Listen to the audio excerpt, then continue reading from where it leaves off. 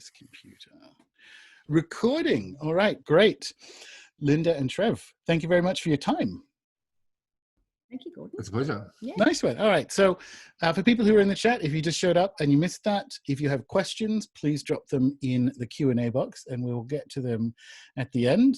But this is Permaculture Tasmania is doing some winter webinar series, or winter webinars at the moment, because obviously it's somewhat challenging to hang out in groups for fairly obvious reasons, and it has been this year. So for people who maybe don't know too much about your background in this sort of world, and we were just talking, we have some Brits on the call and one Texan, so that might be the case for them. Linda and Trev, tell us a little bit about yourselves and how you got here. I don't think he's going to go first. I'm from New Zealand. I think most people get that. And yeah, I came to Australia and eventually found Trevor by a very circuitous route. And oh, that sounds a bit bad. Circuitous route. Circuitous route, that too. And yeah, we a few years ago we became market gardeners. Oh, it's quite a few years ago now. I don't know, 6 or 7. Initially in Queensland, we did our the living the good life thing, where we went 6 months without spending $1 on a suburban block. You know, bartered everything that we needed that we couldn't actually grow ourselves. Most of which we did grow ourselves. Published the book. I don't know how many people know about that, but that was Linda and I's first real foray into feeding ourselves, I guess is what you could say. I mean, I'd been at it for years before that, but nowhere near as serious as that time. No. And then we had a theme the whole way through of, you know, I kept saying, you know, the first moment I can, I want to move to Tasmania. It's too bloody hot. And he was always, no. I really love my job. And I go, rightio. The moment you come home and say you're not enjoying your job, that's when we go to Tassie. And after the experiment, he had a month off and he went to go back and he goes, you know, I don't actually want to go back. And 3 months later. It was the first time I'd had 4 weeks off in a row in 10 years. So. Right. So, yeah. I went, oh, yeah, that's all right. That's never going to be repeated, is it? No. So you may have associated Tasmania with relaxation rather than what ended up happening. Linda, how come Tasmania? My partner's Kiwi too, and we've only been down here a couple of years, and it's sort of, the climate isn't the same, but it's not the same. Do you know what I mean? So was it, if Queensland was too hot, why Tasmania? Why not going back home? I'd never been to Tasmania when we got here, but I always liked the idea of living in a state that was like New Zealand, but didn't have any of the relatives. So nice big body of water and any relatives. It's always a good thing. I 100% agree. Yeah, I 100% agree. My relatives are in New South Wales, but the exact same statement applies. I would like to live in a New Zealand that's also a state that also doesn't have relatives. So I know exactly. I love them, but you know, it's good at a distance. Yeah, nice. Yeah. So was it carry on. Sorry. No, carry on. So that was it. Was it the magical lure of Tasmania that seems to be working its way through people's psyches at the moment? Well, I think it's changed. I think we were the first wave of what we call climate refugees. We were Trevor has a heart condition, which is severely impacted by heat. And I think I would have watched him die if we hadn't have come. So there's lots of mandatory reasons. And then when I got down here, it was to discover that there are daisies in the grass and bumblebees, and you have a breath of wind and you have a season and deciduous trees. It was lovely. European wasps. Oh yeah, bugbears, yeah. True. You've got to take the good with the bad on that. Nice one. So yeah, look, there's plenty of wasps. That's also true. Yeah. So Trevor, you mentioned that you'd kind of been interested in gardening and growing for a while, and the project in Queensland, did that come about because there was a moment where you both kind of like escalated? I think this is more serious or more important than we'd sort of previously discussed. I mean, what was the thinking that took you to level it up? There was a bit of that. Yeah, there was a bit of that. I mean, initially I moved to Queensland as a part of the great hippie dream, you know, like I was living in a share house in Richmond in Melbourne. We were all about 20 and we bought this block, 160 acres in Queensland, all of us together, 9 of us, and it was kind of, it was a bit chaotic, and it stayed chaotic. But the whole idea was to do that whole, you know, the whole hippie thing, right? Build a mud brick house, you know, grow your own food, all that sort of stuff. This is like back in the late 70s and early 80s, which it wasn't as much of a thing then as it is now. And then, and of course, we were all young, you know, nobody had any idea straight out of the city. So it didn't really work as well. And then when when I met Linda and we started it again, it was just sort of from that point of view of having had a bit of a go at it, but being much more serious this time. Yeah. Gotcha. And for me, I was working in a job where I was driving, you know, 500, 600, 700 Ks a week, and we were just frantic all the time. We weren't cooking or eating properly. Caleb, our son, was missing out on having parents. And it just got so much. And I remember one day the catalyst was I was driving to a job and I thought, you know, I wonder how much CO2 I'm creating by driving. And this was just at the very beginning of the whole climate change thing. I think it was 2002, 3, you know, where people were really starting to actually get the idea. But it was still so new that it actually took a bit of tracking down those sorts of statistics. And it was really terrifying. It was like every litre of petrol was polluting 10,500 litres of air. And I thought, well, I can't keep doing this. We can't keep doing this. You know, how can we stop this? And it was like, well, maybe we can live on one wage if we're growing all our own food. And it just kind of rolled from there. Next thing it was sort of like, let's go the whole hog, you know, and poor old Trev's like, no, maybe not. And I'm like, yeah. I was working for forestry research by that stage, and I'd gone back to uni and got sort of qualifications in forestry. And basically, you know, if you're working for forestry, you're a farmer as well. You're growing trees, you know. But so I started to get interested in soils and, you know, soil descriptions. I was I worked in sustainability, you know, so there was a whole lot of water quality issues, a lot of lab work, you know. So I started to get into the scientific side of growing stuff as well as the practical side, which sort of appealed to me. So, and that was another impetus. Yeah. So Tasmania then, was the plan to be market gardeners once you decided actually we are going to live here? Or was, you know, because I want to get to, for people, they can see the amazing scythe behind you, but again, for the internationals on the call, I think they'll get a lot out of the story of how you became that and how you ended up living in the house you live in, right? We're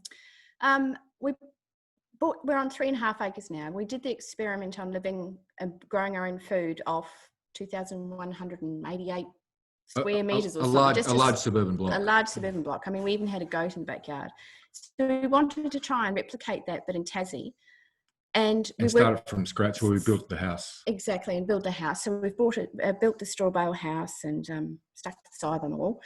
But and we did everything in it with the permaculture sort of head in mind, but we never assumed that we would ever be making a living off the block. So I look at it now and go, if we'd started again knowing this, we would have arranged things a whole lot more differently. Well, there would have been a whole lot less internal fencing for a start. Well, there'd be a lot more if it was up for me. Well, actually, better. No, I shouldn't say that. I should say better organised internal fencing. Yeah, we're sort of doing the whole regen ag thing. And with our goats and sheep and portioning off a lot of the block and actually managing it better. Yeah, gotcha. So if you'd known that, would you have prioritized, I mean, when you got to the block, did it have a structure you could live in to start with? If you knew you were going to end up here, what would you do? It's actually quite a good question. Like, would you prioritize the garden so you're making money? Like, how would all that work? Well, the first thing we had to prioritise was building the house because, as Linda just said, you know, there was nothing here when we got here except a big pile of rubbish. Yeah, there was. We actually, you know, basically it was blackberries, and when they got somebody to come and slash it, quite a few dead cars were in there that we didn't realise we'd bought. Yeah. I think the local hoons had decided that this was the dumping place for the old bodies, you know, the old car bodies. Mm. But yeah, so we had to prioritise the house, and the house did take up our all of our attention to start off with because it was the focus. It was an experiment in sustainable building. I mean, we didn't just build a house; we went out of our way to not use cement or PVC or toxic finishes or anything like that. We tried. In fact, we had a running joke that if there was a hard way of doing anything, we were going to find it. Yeah, love it. To not use PVC in the plumbing and the electricals is really difficult. Yeah, actually. yeah, and could really get expensive. Actually, I've got a couple of photos of of the house I should put up, shouldn't I? Yeah, well, I'll ask Trev this question if you want to play back, and then we'll do the screen share once you find them. But how was that getting it through council and permissions? Because that's the next thing people ask, no doubt. Yeah, not an issue. No, the council were really good. Nice one. Well, that didn't take as long as I thought. No, look, the only the thing that I found with the council, and at that stage, though, this is we're talking, 10 years ago, and at that stage, the council had their own building inspector, and he was the sort of bloke, as long as you were upfront with him and didn't try to pull the wool over his eyes, he would do everything he could to help you do what you wanted to do. That's nice. That's good. Yes, it was really handy, actually, and so we did. So anytime I needed to know something, I'd just ring him up and and say, hey, look, what am I going to do here? And we'd nut it out between us. Yeah, very good. And how long did it take? I mean, how long did it take from we want to build this? The word doesn't really cover it when I say we want to build an eco house, but to say we want to build a house that is in alignment with our values is a better way of saying it. From that moment to completion, how long was it? 5 years. Were you living 5 years from pretty much? Yeah. 5 years pretty much from turning the first sod to sort of moving in. Gotcha. And was it caravans before that or during that, or were you living in it while you're trying to build it? Caravan in the shed. We moved Caleb in early when because the caravan wasn't that healthy, and so no, caravan in the shed. Yep. Yeah. That was it. The classic. We had a hot shower. You can put up with a lot if you got a good hot shower. Very true. Nice one. We'll definitely come back to it. So we'll get to talking about seed saving and how the seed thing started. But why, it's a weird way of saying this, I guess, why the particular love for tomatoes for our internationals? There's like a day on the calendar that everyone in the Q1 knows about. When we can, when there's a tour of the house we're talking about, and you can go and get your tomato plants from Linda and Trev. And in fact, for the PT members on the call, Permaculture Tasmania gets a discount from Seed Freaks, which we'll mention later. But how did it come to be that you moved to Australia's southernmost municipality and specialize in tomatoes? Well, you should answer that. I don't know. I mean, I'm not addicted to many things, but tomatoes seems to be one of them. And beans, heirloom beans and tomatoes. They're just so varied and delicious and gorgeous and beautiful and unique and there like are a lot. I mean, there are thousands of varieties of tomatoes, which is probably not something you can say about, say, onions. There's a lot of varieties of onions, but there's not as many, not like tomatoes, and it would be the same pretty much for any other piece of produce. The tomato is a really popular item that people really love. And when they're in season here, they go like a rocket.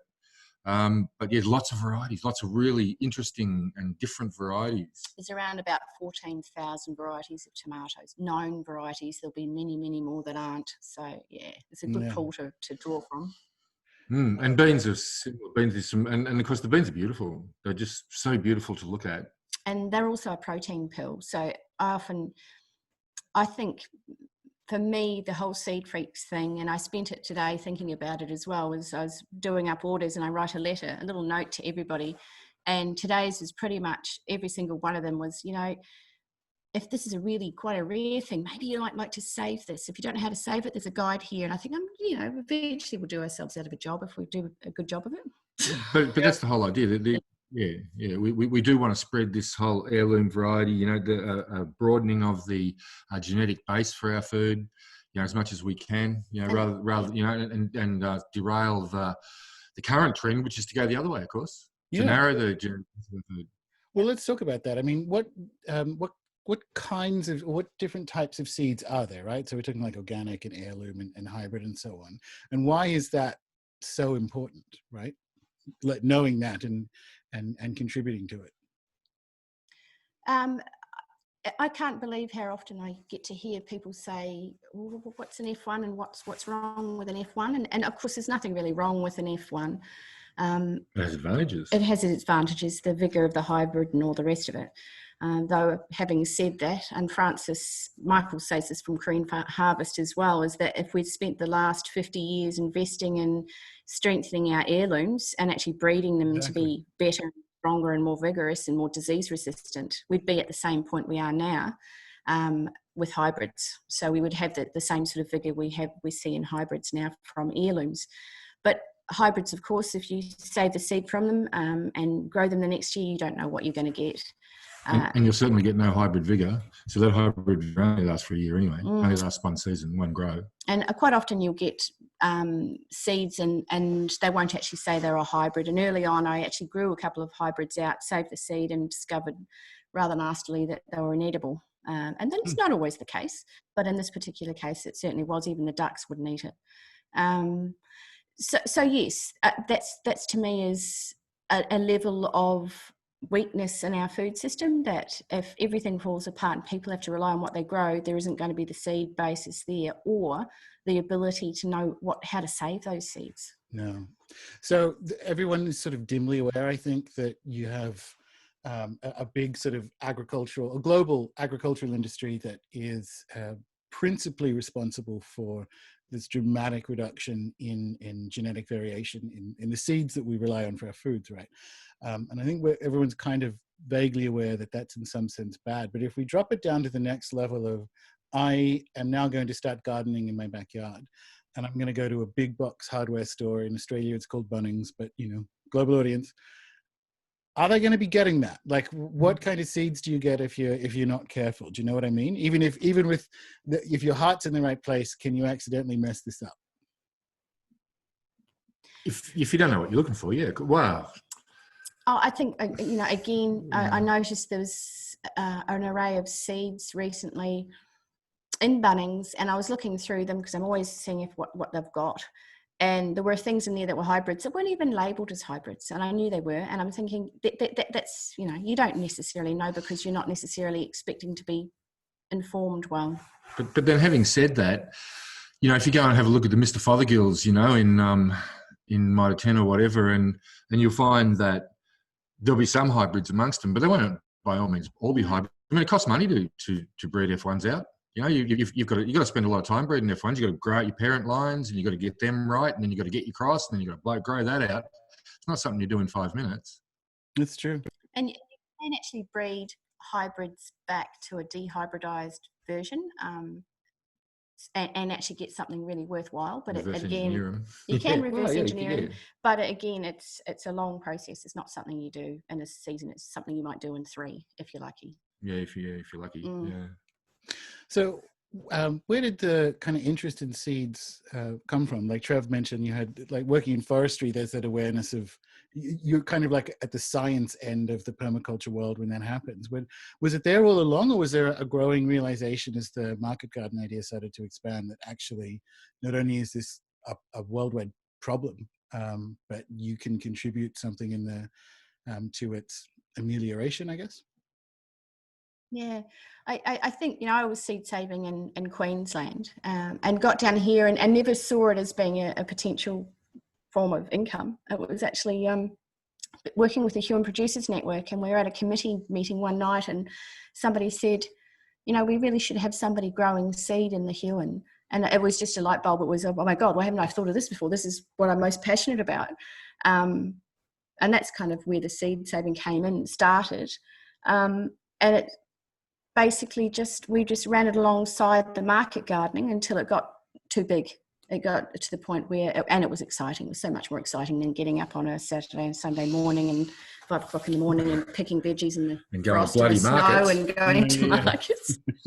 So there was that excitement as well. But yes, it slowly overtook, didn't it? To the point where it was just so clear that that's who we were. Yes, and to the point where I was running Gecko's market garden in there at Scrubby Hill for the last 3 years, and I had to leave it because we were too busy here, basically. So I had to come and take my rightful position as being part of Seed Freaks. And I think market gardening too, the whole point of getting into market gardening was so we could try and feed our local community. And eventually it became obvious that there were issues and dynamics within the valley, mostly socio-economic, that made that impossible. But at the same time, how could we continue to still contribute on a food resilience level? And it obviously seeds is, and empowering other people to grow their food was a much stronger concept than actually growing it for them. Yeah, I think it's wonderful, and I think it's a wonderful evolution, because I know what you mean about Tasmania in general, but the Huon in particular. Took me ages to try and find local seafood here when I first moved, which I found odd. Oh, we know the man, thing. absolutely, yeah. And you think, wait a Yeah, we've minute. done the same. Because for people who don't know, that we have an enormous salmon industry in the Huon. And it took me a while to realize, wait a minute, the people down here who like fish go fishing.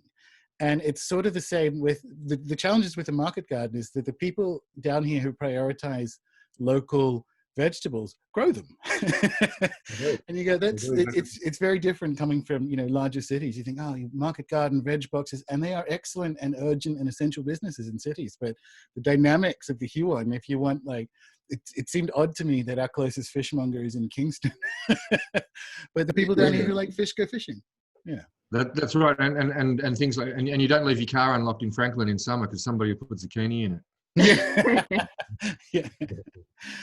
So, I mean, should we give people a bit of a rundown on the bad news? I mean, what's the state of global seed sovereignty at the moment? It does seem sort of alarming.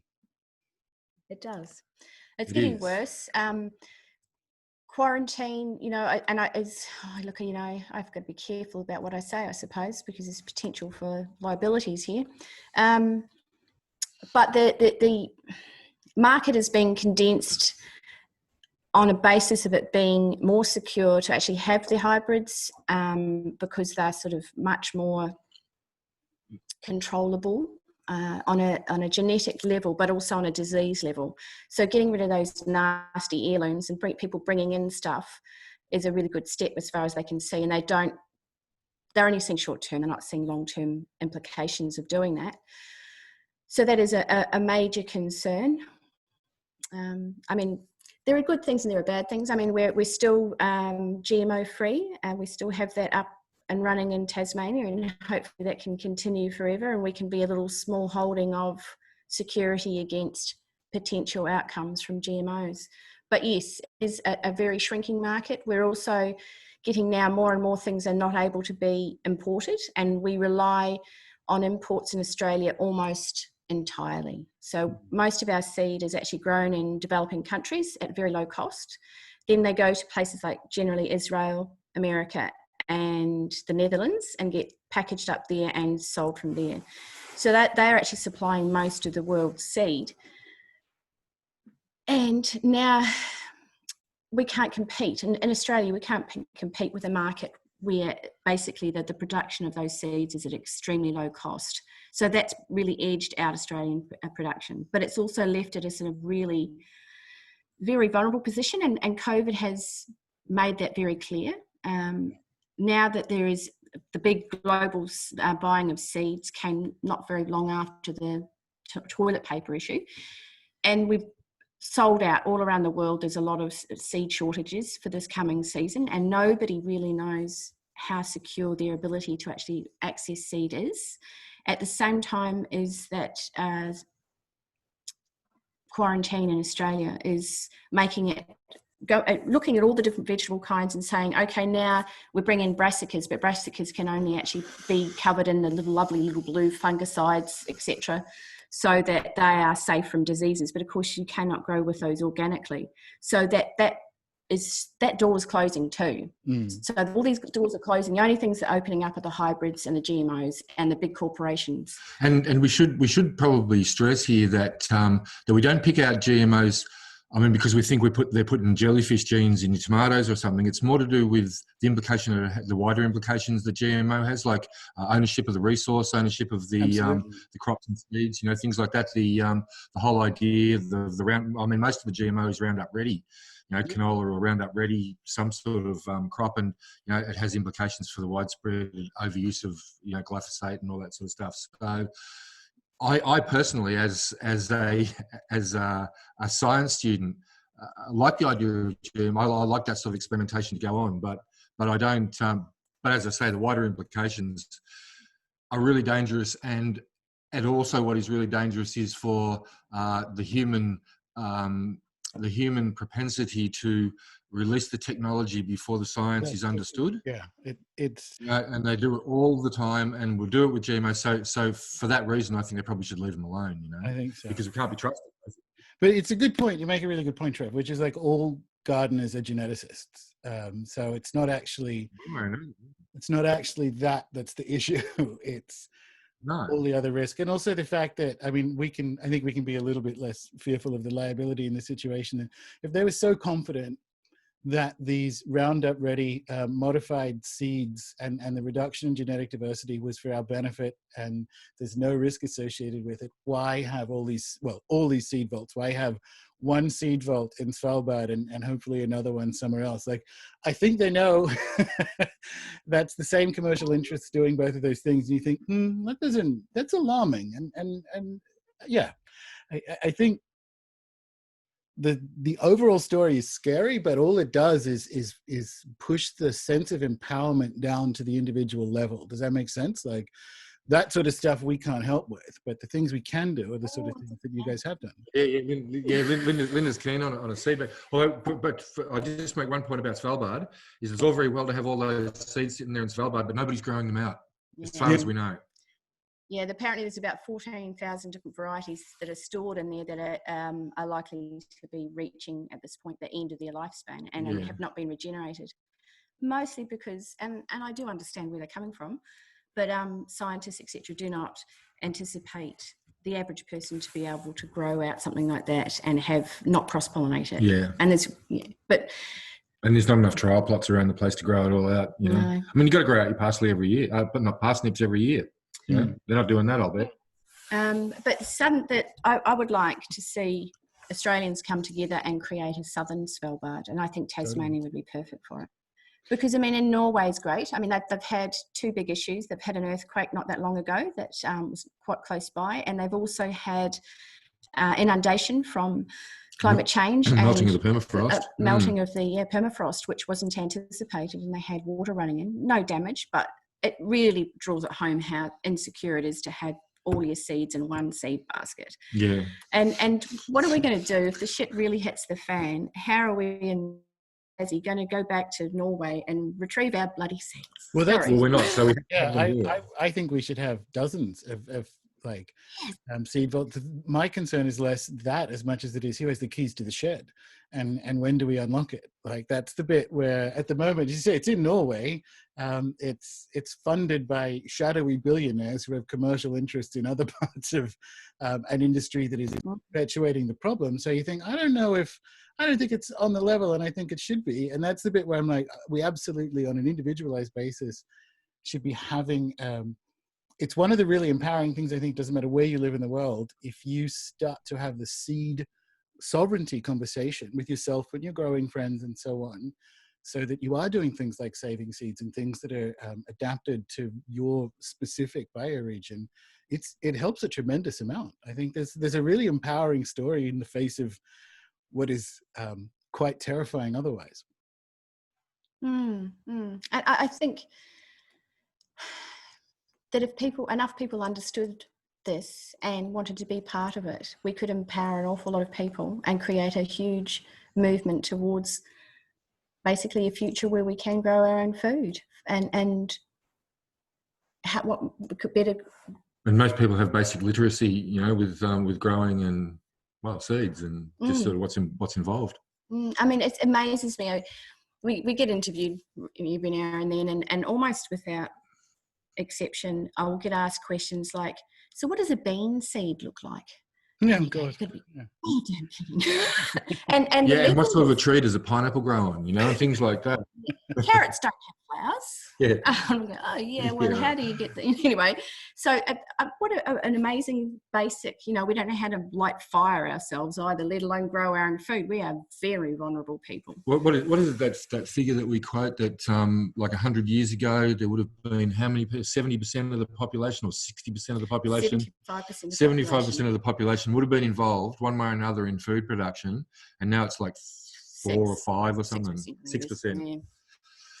Yeah. You know, so and that's not something that can last, of course, because that's only possible because of machinery and lots of free energy, cheap energy, which is obviously finite. Yeah, absolutely. So that's if you were empress of the world, Linda, how would you fix it? Like, would it be a school program thing, or would it be like, yeah? Very good question. I like to refer to myself as a benevolent dictator. Very good. But, you got my vote. Well, you don't vote for dictators. That's the point. No, that's true. That's yeah. You can vote for me anyway. Yeah. It won't make any difference. Oh, look, I actually have. I have written whole entire checklists of what I would do if I was benevolent dictator, how I could resolve the world's issue. And I think for me, and it has been coming back to this for a long while, well, not for a long while, a fairly intense short while now, is that rather than chop all the little bit branches that are doing things wrong, we really need to get to the trunk of things and therefore save a lot of energy if we can get through that trunk and then resolve everything. And I think that's through the lens of reciprocity. I actually said it right this time because I usually missay that one. But through the lens of reciprocity is, at the moment, I think we see through the lens of accumulation. And that is that we are accumulators. We feel the need to hoard things, whether it's money or toilet paper in the time of COVID. We are always hoarding things because that sense of scarcity and abundance. So if instead we're looking at reciprocity, and that we remove those glasses and put on another pair, reciprocity isn't just about how we interact with each other, which it is part of that, but it's also about our natural world. So we can't take more than we're giving back. So, and once we do that and we look at it, and actually I've got a book here. This is a dude, and it's going to show back to front, isn't it? No, Eat Like a Fish. Read it. Yep. Eat Like a Fish, backwards. And he's basically permaculture in the water. And so what he's doing is he's actually enhancing the environment, the waterways where he is, with his permaculture 3D sea fishing. So there are examples we can see where people have actually been able to maybe not call it reciprocity, but have actually decided they're going to give back the same amount. And I think we all have to do that. And as soon as you do that, the whole game changes. You can't just decide that an electric vehicle is better than a petrol one, because neither of them are. And I think, and I think Maria Taylor, one of the attendees, has made a good point, which is we need to live with adequacy. Yes, and that is the point. We don't need, bloody Elon Musk negotiating a $55 billion payout, which is just done. That's just, that's just obscene, and we need to get the idea that enough is enough. I mean, we haven't spent what we're spending is in 300 years is billions of years of the planet building up all of this thing through a system of reciprocity. Animals all use reciprocity, except in the last 300 years we decided we're exempt, and we've had the biggest party. But people are not willingly going to go back to adequacy. Well, until it's so a sort of friend and mentor of mine, Catherine Austin Fitz, paraphrases Tina Turner, where she says, "We can either do this nice or rough." Yes. So when you say like we're not going back to an era of reciprocity, we are, and we can do it nice or rough. And I think one of the things that's empowering about something like seeds and biodiversity is there are things we can do. We can do it nice. There is still an opportunity to do at least parts of it nice. So we'll bring it back to that and say, what's for people who are like, wow, I think I'm going to be about seeds for a while. I think I want to be across this. What's a good beginner thing to do if people are like, right, I'm going to start saving seeds. What should they save, and what's like an easy one to begin with? Beans is definitely the easiest. Beans are basically, you just let them dry on your plant. So just grow them like normal, just leave a number of plants alone, because of course there are actually minimums. So to get that genetic diversity within your seed range, you're going to have to make sure that you save from enough different plants. Otherwise you're basically narrowing it down to the point where you're going to have them not growing appropriately. We actually had a lovely elderly man came and said, "I've got problems with my tomatoes. Yes, I have been growing the same tomato for 40 years, and this year it was just like a mutant." And I thought, 40 years? It's taken him 40 years. And I said, "Are you just saving from one tomato each year?" And he goes, "Yep." And I thought, well, there you go. That's a wonderful example. It took 40 years to inbreed that tomato. But ideally, at least 10 plants to share that seed amongst and have them cross-pollinating. And only one variety. Of one variety, yes. You can't grow 3 varieties of beans and save the seed and expect them to be. Beans you can. Actually, beans you can, but you still have to put them a little distance apart. You can't do them right next to each other. Well, beans are interesting. There are beans you've got your Phaseolus vulgaris, you've got, runner beans, you've got a number of different types of beans. But climbing beans actually pollinate much more readily than bush beans. So it's all about the flower anatomy. But down in Tassie, of course, we've got bumblebees, and bumblebees tear the flowers because they're a lot stronger than a bee and actually force cross-pollinate things. But so far, we've never had a bean, and we thought we had one this year, but we didn't, that is cross-pollinated. No. But tomatoes will readily cross-pollinate. Yeah, although they're not supposed to, but they do. They do. Yeah. And that's just something you got to be aware of. If you're going to save all your own seed, you do have to be aware of some basic ideas of genetics and just what will cross and what won't. It's not hard. We actually have very simple, easy charts and guides on our website to make it easier for people. And I think even our little seed saving guide, which was adapted from an open source document from the Northern Hemisphere, we adapted it to the Southern Hemisphere. And that's just a really nice, simple process to go through to learn your basics of seed saving. Yeah. I mean, the bottom line is if they're the same species, they'll cross. So like your brassicas, for instance, cauliflower, Brussels sprouts, broccoli, cabbage, kale, they're all the same species. They're different varieties of the same species. So all of those will readily cross. Brassica oleracea. Brassica oleracea. They're all Brassica oleracea. But then things like turnips won't. No, so, because they're Brassica raper or something. Yeah. So start with beans. Start with beans. Start with beans. 10, let's just say a minimum 10 broad beans planted, all of one type, and then let some of them dry rather than eat them, which is a pity because broad beans are delicious. And then you save. And how long would they last for? Like how do you store them once they've dried on the plant, and then how and when do you plant them back? So we'll get people through a beginning process with the delicious broad bean. Yep. Okay, so with the broad bean, you let them dry on the plant. The plant basically dies back. The pod, depending on the variety, but most varieties, the pod will go dark, very dark. You can take them off, and to be really sure that they're completely dry, because if you store seed before it's completely dry, you won't have seed that is actually viable at the end of that process.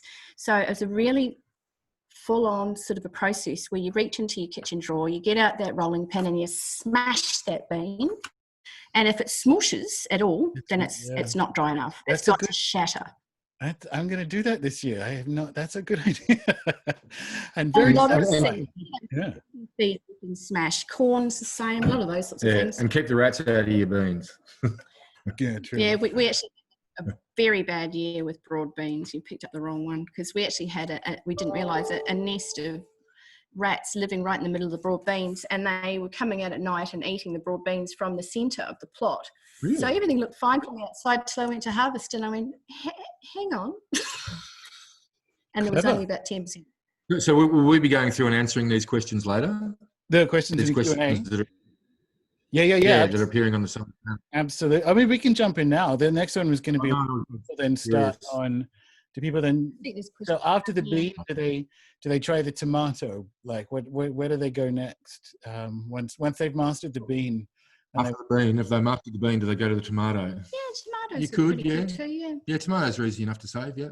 Once again, they'll cross if you let the bumblebees into them, but. Okay. Well, you do the tomatoes. You've been doing the tomatoes this year.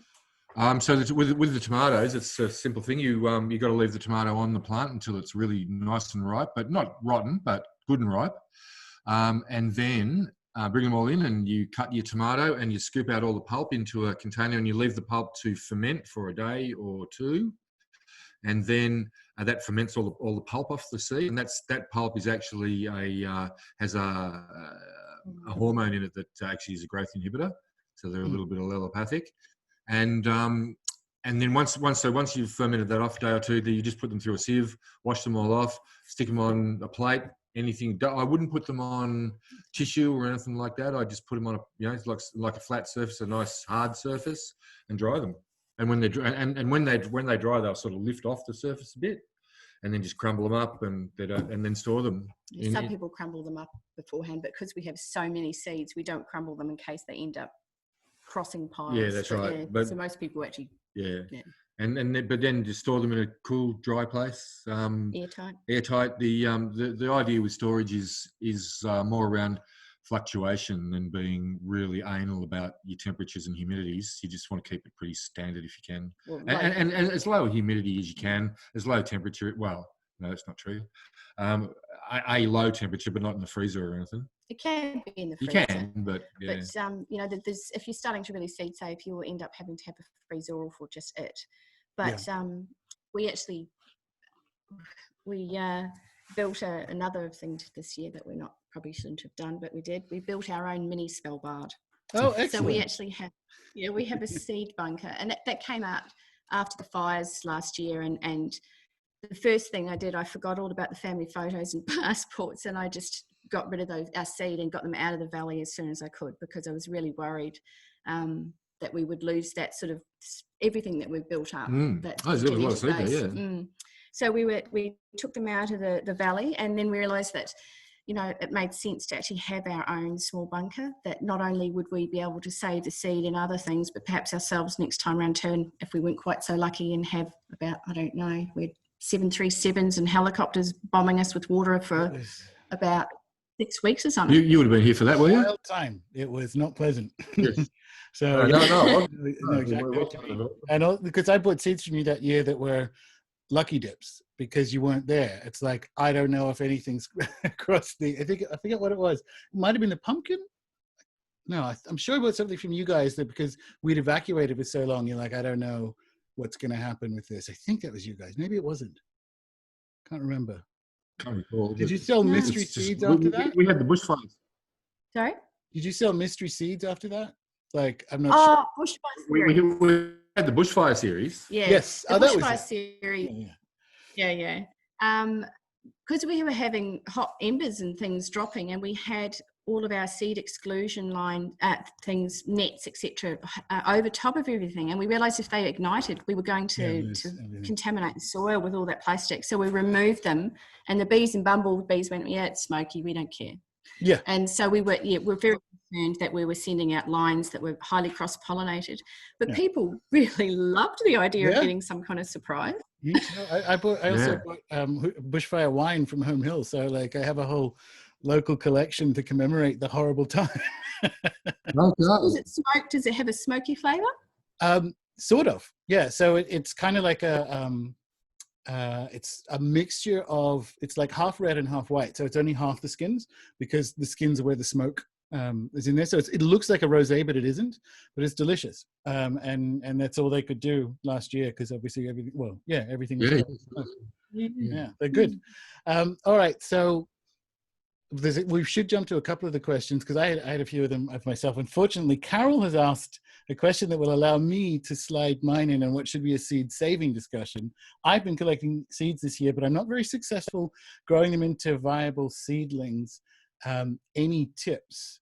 So I want to jump in there and see how you answer that, because I have a specific one, which is we do all right with our seed starts, except if they require cold germination, and then we have a terrible time of it. So maybe answer for Carol in like any like basic seed start tips, and then my complete inability to to grow things that require a cold start. Go for it. Scarifying seed is Well, it depends on the variety. What varieties you've been having trouble with? A whole bunch. I bought them from I bought them off eBay, and I think the seeds might be old, but it's all berries at the moment. So they're sort of like elderberry and so on. And we did things, and they've been in the fridge. They were in the fridge for however long it was, 4 or 5 weeks, whatever it said. And then we've now got them under the lights and being watered, and they're just not germinating at all. We can solve that one. Elderberry is much easier done from a cutting anyway than it is from a seed. So yes, I mean, seed saving and taking cuttings is a very high related sort of thing. But yes, some things do better as a cutting. Things like marshmallow, we sell marshmallow seed, and you'll virtually get no germination without actually putting it in the freezer. They say for at least 6 weeks, but quite frankly, I think if you leave them there for a year, you'd be better off. Yeah. So those sorts of things can be difficult, and there are a number of ways to scarify a seed as well. So it does get quite complex, and it's a seed by seed variety basis, really. So and the so were you having trouble with germination, or were you having trouble with getting healthy seedlings happening? Germination. So I'm gonna take it on board that, because we still have some left, and I'm ready to bin these seeds. Like, they might be old, and I bought them off eBay, and I didn't recognize the company, so I did a lot of things wrong. But I'm gonna stick them in another batch in for longer in the cold and see what happens, because maybe 6 weeks wasn't enough. And things can be very sporadic too. Like, we sell Takasasti seed, which is actually my favorite permaculture plant of all time. And it's a real sporadic germinator. So you can actually scarify that particular one by putting it in a cup of nearly boiling water and leaving it there overnight, and then sowing it next day. But it can actually, you'll get some in the first fortnight, but if you leave it, I actually made the mistake years ago of transplanting those and throwing the seed raising mix into the garden, and then finding about 3 months later that I had an awful lot of them. So some things can be very sporadic by nature, and sometimes it's just about a patience. That can be slow, that's right. Yeah. Speaking of permaplants, legendarily or famously, comfrey is difficult to grow from seed. And if you watch all the permy videos, and it's like, just divide it, it's a perennial, it's vigorous growing, get some from someone. If you don't know anyone, that's easier said than done. But are there any tips for comfrey in particular? You need some. If you need some, we got an absolute shirtload of it. All right. Well, that's the end of the webinar. Yeah. Awesome. Well, yeah, I'll see you for that. Richard might have come late. Is the scythe in the background a symbolic reference to our current situation, or a standard prop? I call Tasmania Island. It's a standard prop, but I don't know if we call ourselves Goth Island, but certainly a standard prop.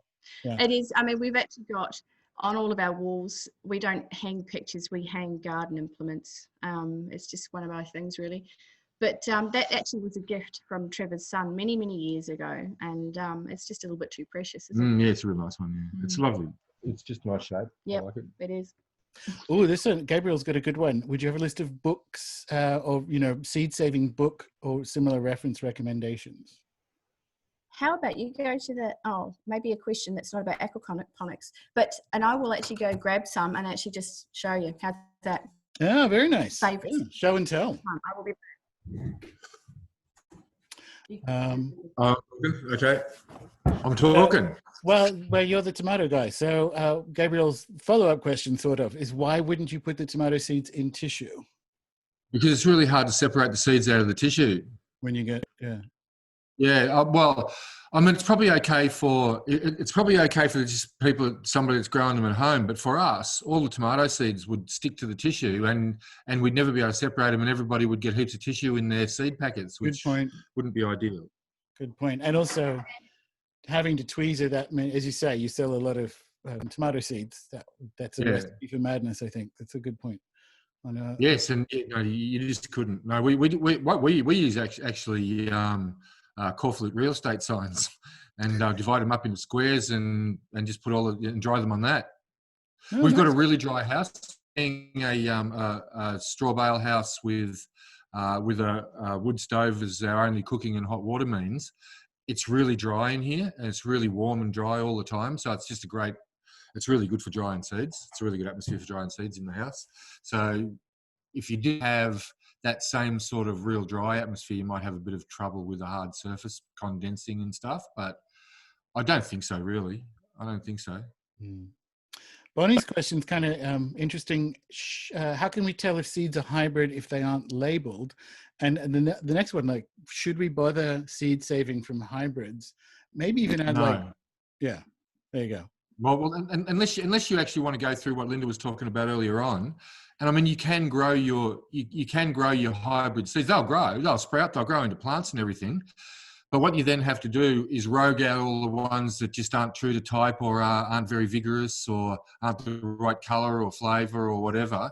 And you just got to rogue all those out and then save the seeds off the ones that you do like and then grow them out again until you get rid of all of that rogue stock. And then you've sort of bred it back to a hybrid, a non-hybrid variety again. But so you can do it, but I don't know whether I'd bother. You'd just be able to buy an heirloom variety that would cover your needs, I reckon. Yeah, it's the same amount of work. And and so what was the other part of that question? Sorry, it's disappeared off my page. How could you? Was that how it? can you tell a hybrid on? So what Linda was saying about going into Bunnings, how can you tell if they are? Yeah, look, it's hard. Google it. Yeah, basically, just do a bit of research on it.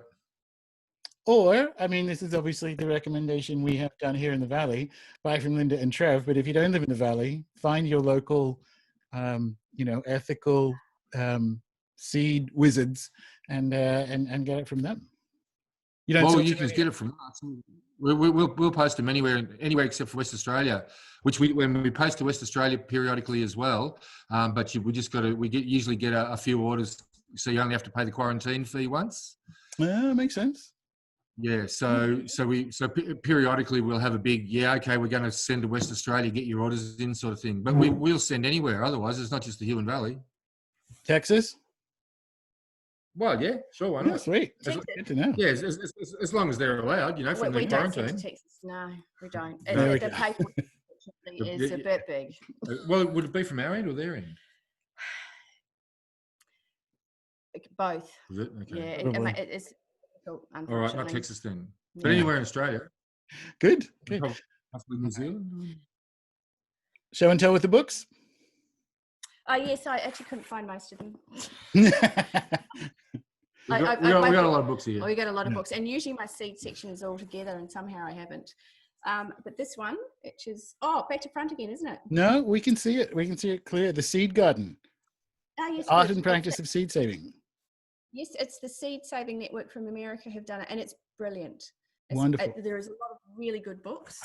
The Australian book is the Fantons, who started up the Seed Saving Network. They have a brilliant book as well. And one of my other favourites is Susan Ashworth's book, which is actually really quite old now, but incredibly detailed. A lot of fantastic information in there. For a more sort of not how to seed save, but more importance of seeds and the history of seeds and the things that have happened within seeds and as part of the industrialization of it. And it's a really great book. I can't think of the author, but The Seed Underground. And I remember just about having conniption fits when I was reading it, because things like America going into Iraq, one of the first things they did was target a seed that had seeds basically that were 10,000 years old genetically, and destroyed the whole lot, so they could then actually bring in their green revolution and force the Iraqis to grow GMOs. So, our history of what we have done has been pretty horrific, but there's some fantastic stories in there too of just average people who've decided that they are going to make it their life's mission to keep as many different varieties alive, and it's really inspiring. So it's both sides of that story. Yeah, cool. So those, go on. Sorry? More books? Or is that the end of show and tell for the books? No, there's the only other two I could find, but there's actually a whole lot more. But things like growing your own grains. I think this is, we grow our own veggies, but I think growing our own grains is the next step up. Obviously, it's a very much a matter of space, but even if you're just growing a small amount of grains, so you know what you're doing and how to do it, so that if you even need to, you can. There's a weird magic to it as well. So it seems to help in ways that you can't necessarily quantify, to have that sort of diversity of not just skills but things growing. It's not just a psychological thing. There's something eerie about doing it, I think. I think there's sort of like, I don't know, how long have we been around, humans? Well, the 10,000 years of agriculture anyway. Though, having said that, I don't know how many people have read Yuval Noah Harari's book, Sapiens. And he has chapter 5 is really turned me upside down, because basically it was that really, and as soon as we turned to agriculture, the path we're on was pretty much set. Yep. So agriculture was the issue. Well, but it's also how we define it. So because Europeans decided to call it agriculture, we date the beginning of agriculture to the modification of grass to become wheat 10 to 12,000 years ago. But Australian Aborigines, New Guineans, they've been like effectively participating in gardening and in the natural environment in a way that leads to that mutual flourishing without the catastrophic health impacts that we see in our bones. So it's funny, like agriculture is 10,000 years old, but it's also probably about 200,000 if you consider in the Bill Mollison everything garden sense that we've always been in that give and take, mutual flourishing exchange. Yeah, reciprocity, exactly. All right. Christopher's got a cool question. What's the most difficult seed you save?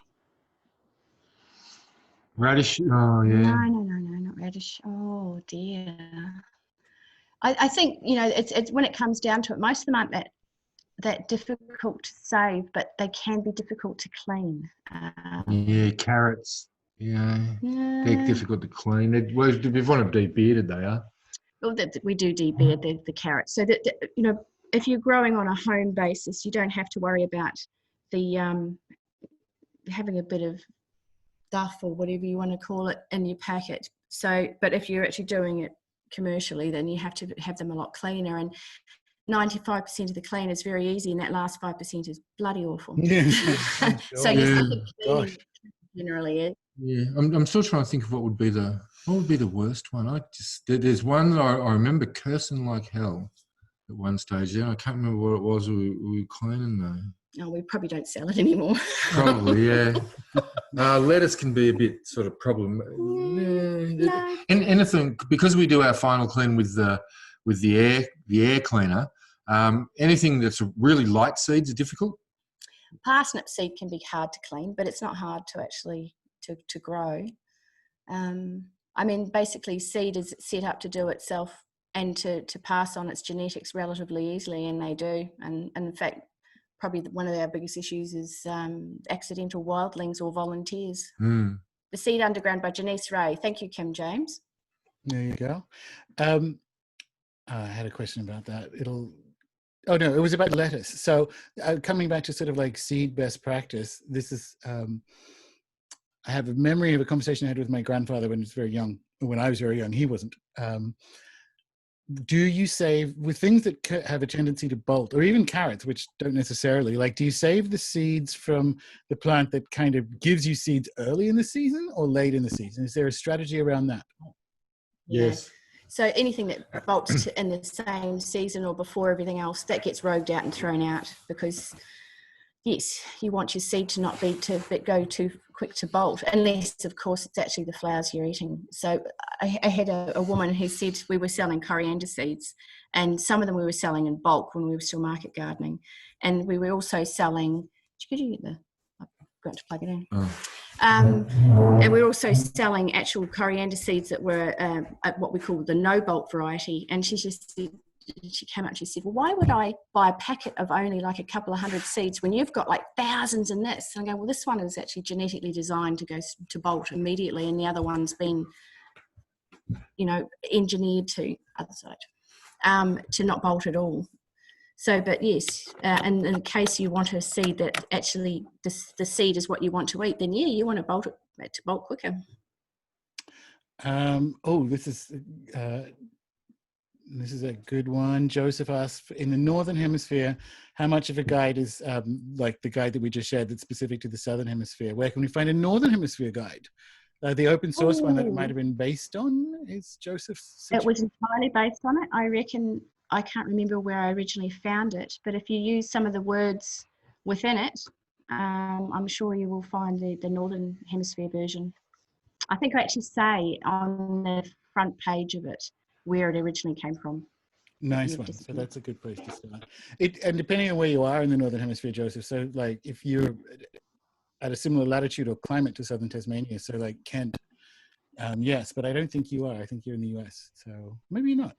It's not based on just Tassie, it's just based on hemisphere. So really it's about months. of Gotcha. the year. How do you save corn seed? And also, what are the sweetest heirloom varieties? How do you go with corn down here? Corn seed's easy, actually. Except this year. Yeah. We had a shockingly, we had a failed summer this year. I mean, it's easy to save. It is easy to save, sorry. But yes, the corn this year, we actually had it in the ground for over 7 months before we were able to harvest it. And it got to the point of thinking, we're not ever going to get this actually to through. But again, what you're doing the same as with beans. You're letting those cobs dry on the plant dies off completely, and yes, you're letting it, you can bring it in before it's completely dry if it's looking like there's going to be a frost or a lot of rain, because you don't want mold on it obviously as well. But yes, you bring them in, you let them dry off completely on the cob, and then usually once they're dried off, they're not too hard to remove off the cob. Though we have a couple of little rings that go around the cob and just basically shred the kernels off very quickly. I did the last lot with my thumb though, and it was all right. Yeah. Better with the ring, I reckon, but the thumb did work. And the other part of that question, I think, was what are the sweetest heirloom varieties? And that would be for us. We're always looking for sweeter ones. There's True Gold, which is just a straight yellow one, and Anasazi is sweet as well. But I can actually bring up a photo of these. So the bottom line is if you want the really super sweet varieties, you're going to be buying an F1. Yeah. But that's those really sweet ones, you know. But the True Gold is sweet, but it also has a flavour of corn, which you don't really get with the super sweets. You eat that and you go, oh yeah, hang on. Yeah. Look, the heirlooms are much better. They're like the corn you had when you were a kid. You know that you had to eat straight away, otherwise it started turning starchy. Yeah. But they're really delicious when you eat them straight off the bush because they've full flavoured, not just sugar like the F1 varieties are. Well, I'm glad you guys said you didn't have a good corn summer, because I thought I'd done something wrong. It was a crappy summer for corn, mate. It was a crappy summer for a lot of things because it was so cool. We had so many, I didn't make the connection. For people who don't know this, green tomato chutney is like a Huon thing. And it didn't really occur to me until this last summer why that was the case, when I looked at my mountain of green tomatoes, and I'm like, no, that'll be it. If you have a cold summer down here, I hope you like green tomato chutney. And we do, but that was a kind of, yeah, fair enough. Yes, we have a bit of a microclimate here that's a little bit warmer than you in Geeveston. I've sort of left here, some Saturday mornings, I've left here, it'll be 2 degrees. I get into Scrubby Hill to pick up the vegetables, and it's -3, you know, that's 5 degrees difference. And that makes a huge difference when it comes to growing tomatoes outside. If you had your tomatoes in your polytunnel, you probably still be ripening. Yeah. Does that come up? It did? That looks amazing. That's the Anasazi, and it actually turns. Yeah, I always say it wrong. It actually turns out that those little caramel swirls aren't normal for that particular variety of corn. It was the first time we've grown it, and they had those in it. So somebody's crossed it prior to us, but it was sweet. Yes. It was good and sweet. The first sweet and coloured corn that we've actually ever grown, because most of them, like the glass gem, is beautiful, but it's popcorn or flour, or polenta type thing. Painted mountain similar. Yeah. Yeah, that looks stunning though. That actually looks like candy. Yes, it does. They're beautiful, aren't they? Yeah. So we've actually got quite a few of the caramel swirls, as I'm calling them, and we've got somebody who's going to grow us some this year in an isolated place, because of course corn is wind pollinated, and if you're growing within a 1.6k area, you may actually have some cross pollination. So we normally grow 2 a year, and we time isolate them. So usually they're only for about 6 weeks that they are actually shedding pollen. So if we time it so that they're grown 6 weeks apart, and of course you've got to make that longer if it's a cold, starting at the beginning of the season, because they'll be slower to actually get to the point that they're pollinating. But yes, time pollination or distance. But hopefully we'll have somebody actually grow these out, and we'll keep growing until we've got perfect caramel swirls and selling them as a corn variety of its own. So that's the other side of seed saving that's fun, is actually breeding things. Yeah. Or not. Yeah, that's right. Do you have any techniques to stop pumpkins cross-pollinating?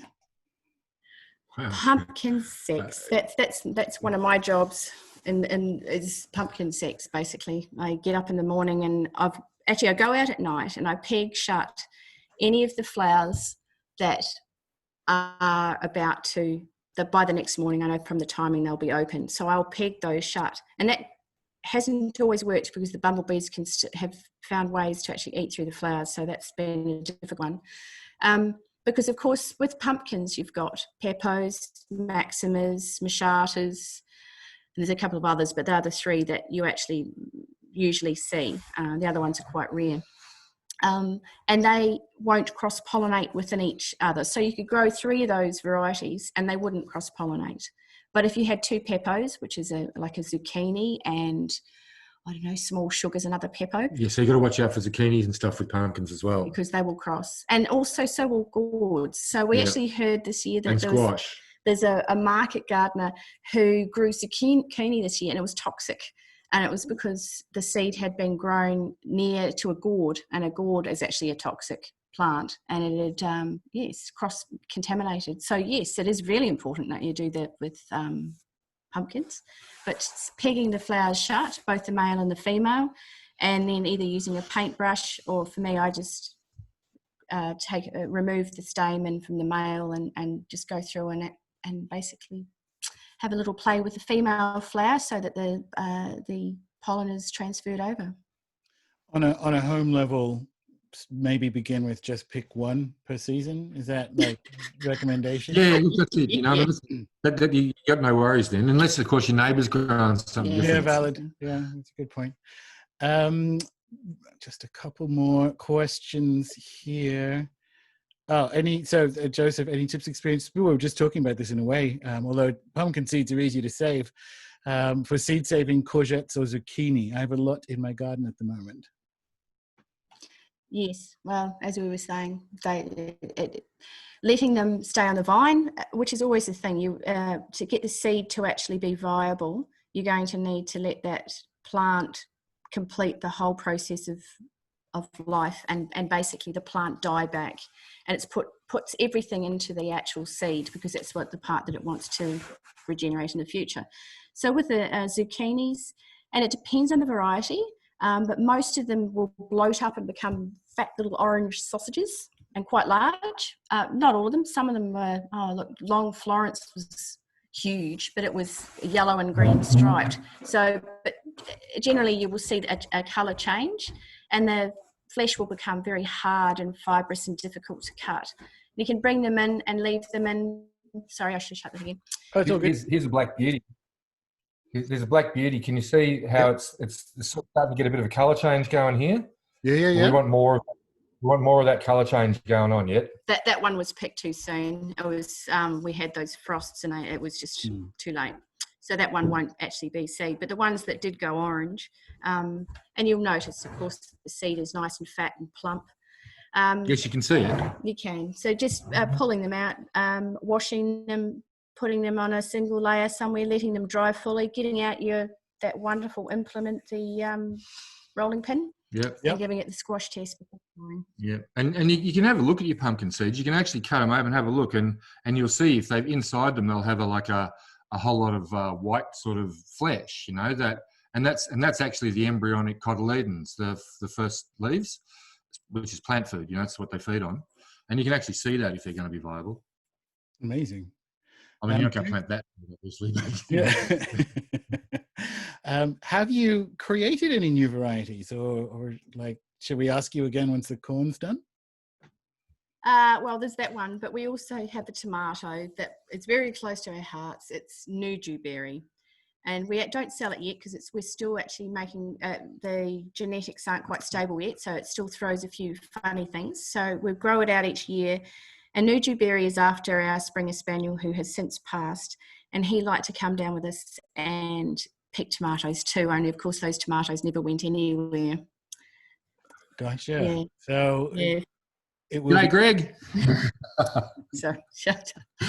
So yes, the new dewberry is something, and it's a cross between a gold medal and a lemon drop tomato, and it's super sweet and iridescent coloured. It's gorgeous. Nice one.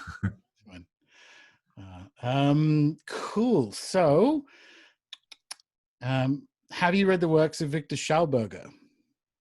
I saw that coming up earlier, and Yeah, I haven't. No. No, it's not. I'm going to write his name down actually.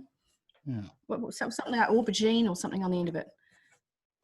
something like that. It's in the. I'll put it back in the answered column. In the meantime, another one from Gabriel. Could seedling vigor or the lack of it be related to seed quality? Absolutely. Yes, certainly. Fresh is better. I mean, we get a lot of people saying, "Oh, I can never get parsnip seed to grow," and that's because usually by the time it's actually got to Australia, it's nearly a year old anyway, and the stuff only lasts a year. But also, even if you do get germination at that point, there will be weaker plants. How seed works is that it's got a certain amount of growth hormone in it. So every time the temperature raises or the humidity raises, the plant goes, "Oh, right, okay, I'm about to shoot, and it does a burst of energy, and especially hormonal energy. That doesn't come to pass, it dries out again, and the temperature fluctuates, and it does that about 2 or 3 times at the most, and then it's used all of its energy in doing that. So if you've used up the energy by not storing your seed properly or buying really old seed, which is slowly degenerated, when you plant it, that growth hormone is depleted, so it's always going to be retarded, which is a terrible word. Very good answer, Dale. That's beautiful. Yeah, it's amazing. It's another one that I didn't like.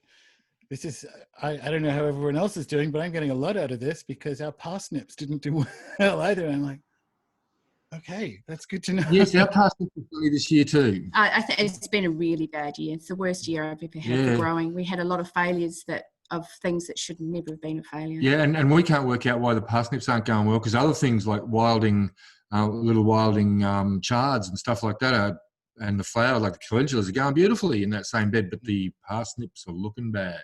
Okay. So I don't know. Weird. Don't know why that is.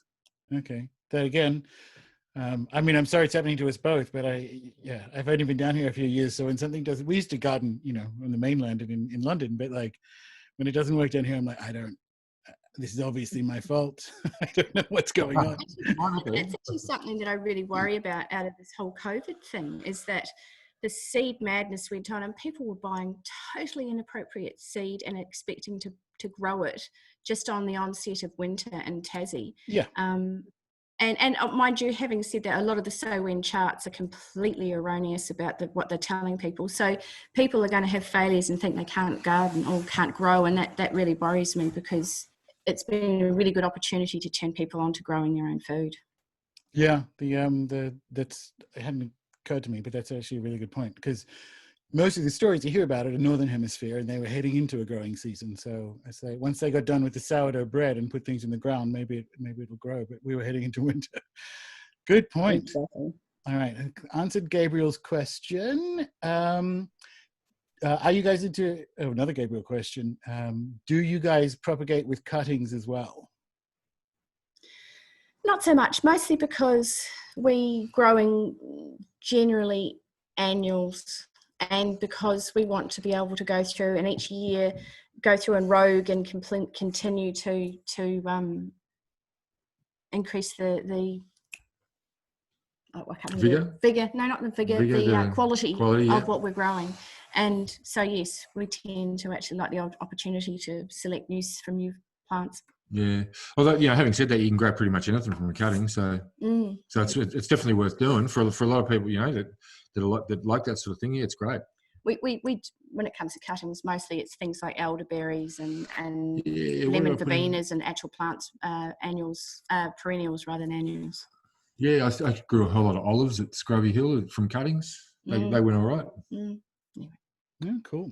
Well, that's going back to annuals or even just sort of finishing up with questions for us in the Southern Hemisphere, beginning to look at starting to grow things. So when it comes to seed starting, what are your thoughts? What can be transplanted that people don't think can, and vice versa? Like, are there any tricks to, you get told like you can't grow lettuce in trays, but it turns out maybe you can. Like, are there any things that maybe people, maybe the conventional wisdom is reversed on? I think the thing that came immediately to mind for me is that growing chilies and eggplants can be difficult in Tasmania because we have such a short season. And that I'm always telling people that, look, grow them and grow them outside if you've got nowhere else to grow them. But coming on to autumn before your first frost, you can dig them up, put them in a pot, and, you know, even put a plastic bag over top of them and put them somewhere that they're protected from frost. But we put ours in a glass house, and the next year is when we get the big crop out of them. We don't get it so much as we do the second. And letting them, if they do get slightly frosted or they will die back and look a bit crappy, letting all that growth stay there until spring, because that, if you do get a frost, that crappy growth that you're going to get rid of in spring anyway protects the rest of the plant. And not making it a small pot and making it a really big pot, because the soil actually helps insulate the roots from the cold, and they survive, whereas too small and they won't. But you can certainly grow lettuces in trays and plant them out. You wouldn't do it on a hot day, but you can certainly do it. Certainly not carrots or parsnips. I wouldn't do it with coriander either, because the shock will make them bolt. That's about all. Look, you know, as a commercial grower, I'd actually prefer to raise things in trays and plant them out, just because you know what you're going to plant out. Then there's no hit and miss of the germination, because you've already taken care of that. You can deal with the slugs, all the rest of it, and you can put out good, vigorous, well-grown plants. So yeah, I'm inclined, if you can put it in, you know, like at the start of the season, I'd grow all my beans in trays and peas and everything, you know. But as the season progresses and they come up pretty quickly, you know, you start planting those bigger seeds, just sow them direct. It's easier because they're going to germinate pretty well, you know, and it'll be all right. But as a general rule, yeah, lots of stuff goes out in trays. All the brassicas, I'd plant all them out in trays. Cool. So do you have any thoughts on specialist growing media and whether it's needed? Because there's this whole world of like, growing certain things in trays, and this has a certain amount of vermiculite and so on. Is there any thoughts on that? Is that overcomplicating it? Do you think good compost and you're all right? What do you reckon? It depends on who you talk to, mate, really. You know, a lot of growers will say they've got their compost, you know, their potting mix recipe, and it's the only one that really works, and this is what you should grow. But we find we just use compost.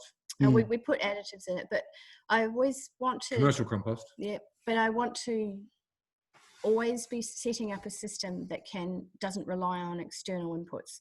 So people ask that question a lot, and we use poppy meal, compost, worm castings, just natural stuff that we can actually generally, apart from poppy meal, produce ourselves. Things like making your own seaweed.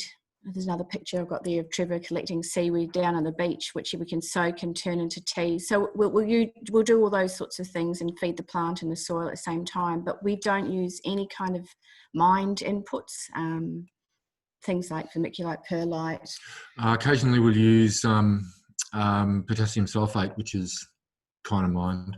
Oh, Trevor does. I don't. You do, I have to say, because I mix it up for you. Oh, right. There you go. I didn't know that. Greg, well, it's mineral salt. Did that second season method apply to eggplants and aubergines, or was it just chilies? And I thought chilies, I removed mine at the end of the year, so I can grow them in the greenhouse, and if I'm just patient enough to wait 2 years, it'll be better. Well, it's the second year you get the crop. So you're putting them back in spring, and that you get that crop that year. You will get some crop first year. Yeah, we did still get a crop the first year, but it'll be a small one.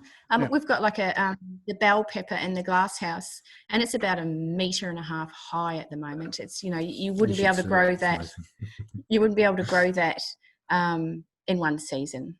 You would obviously in Queensland somewhere, but Tassie, you got to deal with what you got to go. Yeah, and there are some chilies like the Ricotta, for instance, that actually is supposed to live for 8 or 9 years anyway. Up to 15. Up to 15, there you go. And it's just different variety. It's genetically different from your bush chili, but it's great chilies though. You ever seen a Ricotta? They're fantastic.